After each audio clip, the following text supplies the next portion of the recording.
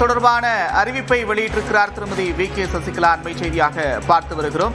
2021 தேர்தலில் சசிகலா என்ன மாதிரியான தாக்கத்தை ஏற்படுத்த போகிறார் என்ற எதிர்பார்ப்பு எழுந்த நிலையில் 2026 அவர் புதிய கட்சி தொடர்பான அறிவிப்பை வெளியிட்டிருக்கிறார். இந்த தேர்தலில் வி.கே. சசிகலாவுடைய அந்த முன்னெடுப்பு என்ன தாக்கத்தை ஏற்படுத்த போகிறது என்ற கேள்வி எழுந்திருக்கிறது.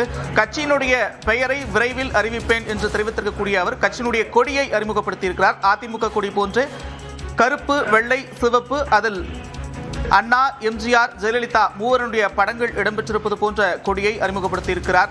சட்டமன்ற தேர்தலில் போட்டியிடப் போவதும் அதற்கு அடுத்தபடியாக என்னென்ன நடவடிக்கைகளை மேற்கொள்ளப் போகிறார் என்பதை பொறுத்திருந்து பார்க்க வேண்டியதாக இருக்கிறது. குறிப்பாக என்டிஏ கூட்டணியில டிடிவி தினகரனுடைய அமமுக இணைந்த பிறகு அதிமுகவுக்கு தென் மாவட்டங்களில் அது கூடுதல் பலத்தை கொடுக்கும் என்று எதிர்பார்க்கப்பட்டது. தற்போது சசிகலாவுடைய இந்த நடவடிக்கை என்ன மாதிரியான தாக்கத்தை ஏற்படுத்த போகிறது?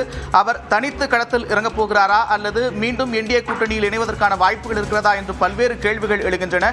இது தொடர்பான கூடுதல் கருத்துக்களை பகிர்ந்து கொள்வதற்காக மூத்த பத்திரிகையாளர் பிரியன் இணைகிறார். அவருடைய பேசலாம். சார் வணக்கம். கட்சி அறிவிப்பை வெளியிட்டிருக்கிறாங்க, எப்படி பாக்குறீங்க? அடுத்து என்ன நடக்கும்?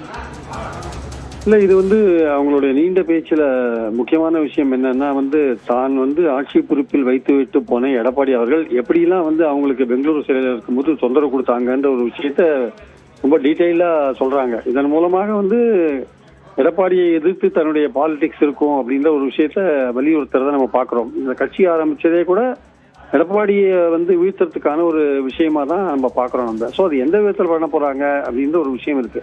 நிறைய சமயம் என்டிஏ கூட்டணியில இருக்கிற பாஜக சசிகலா அவர்கள் தனி கட்சி ஆரம்பிச்சா ஓட் பேங்க்ல பாதிப்பு ஏற்படும், அதிமுக பாஜக கூட்டணிக்கு பாதிப்பு ஏற்படும் நினைப்பாங்க. ஸோ அவங்க எந்த விதத்துல சசிகலா கட்சி ஆரம்பிச்ச கட்சியை என்டிஏவோட இணைக்கிறதுக்கான ஒரு முயற்சிகளை ட்ரை பண்ணுவாங்க, கூட்டணி வைக்கிறதுக்கான ஒரு முயற்சிகளை ட்ரை பண்ணுவாங்க. இல்ல அதையும் மீறி சசிகலா அவர்கள் தனியாவே எடப்பாடி தலைமையில் இருக்கிற அதிமுக தோற்கடிக்கிறதுக்கான முயற்சிகளை இறங்குவாங்களான்றதை இனிமேதான் பொறுத்திருந்து பார்க்கணும்.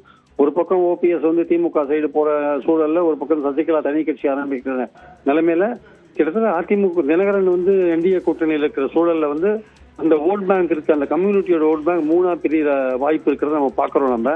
ஸோ இதை யாரும் அந்த ஓட் பேங்கை கன்சால்டேட் பண்றது யாருன்றத பொறுத்து இருந்தா பார்க்கணும். இது நிச்சயமாக தென்பகுதிகளில் நிச்சயமாக வாக்காளர்கள் மத்தியில ஒரு மாற்றத்தை கொண்டு வரும். அதிமுகவுக்கான வாய்ப்புகளை அது குறைக்கிறதுக்கான சூழல் தான் அதிகமா இருக்கிறத நான் பாக்குறேன். நன்றி திரு பிரியன், இணைப்பிலிருந்து கருத்துக்களை பகிர்ந்து கொண்டவர்.